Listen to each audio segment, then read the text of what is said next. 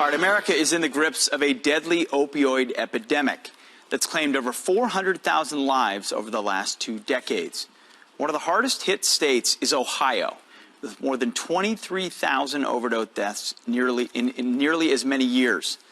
But one Army veteran is fighting back. After serving our country, he returned home to open a fitness center, using CrossFit to help his community combat addiction.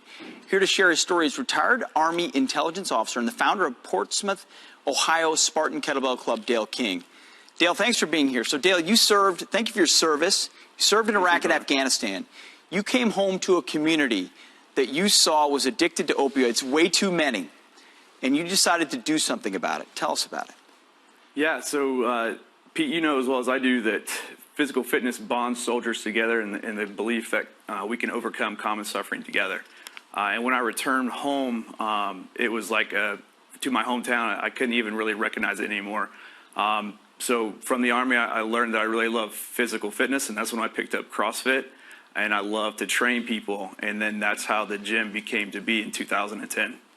You know, Dale, you talk about folks needing a new tribe, right? If you're addicted to opioids, if you're going down a bad path, you need somewhere else to go. How do you create a community that's meaningful for people who are previously addicted to opioids and now want to start a new chapter?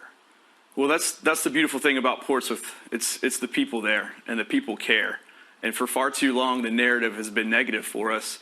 And so what we did is we opened up a gym, and that gym led to follow-on opportunities, one of which was a partnership with the area's only nonprofit drug addiction treatment center called the Counseling Center. And what we did is a year ago, we piloted a brand new innovative program to where we started bringing CrossFit classes to people going through recovery.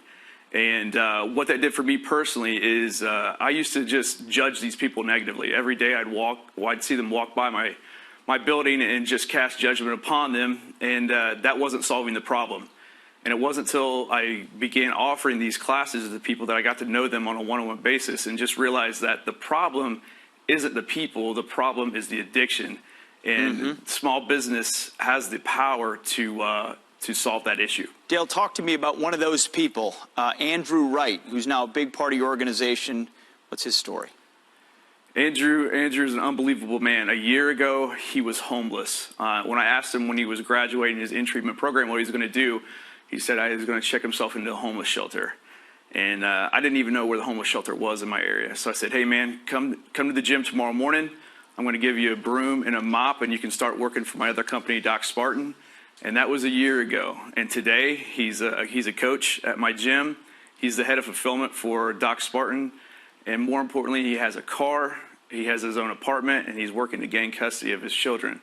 He's gone from a tax-paying liability all the way to a tax-paying asset. And your overall message is you can wait for the federal government, you can wait for these big ideas to trickle down, or you can do something yourself. No one is coming. It's up to us. Small business is the backbone of America, and we have, through compassionate commerce, the ability to fix this problem if you care. If your profit aligns with your purpose, we can fight this problem.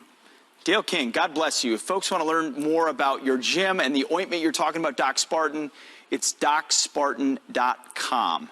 Dale, thank you very much. Thanks for changing lives. We apprate having you this morning. You got it. It's an honor. Thank you.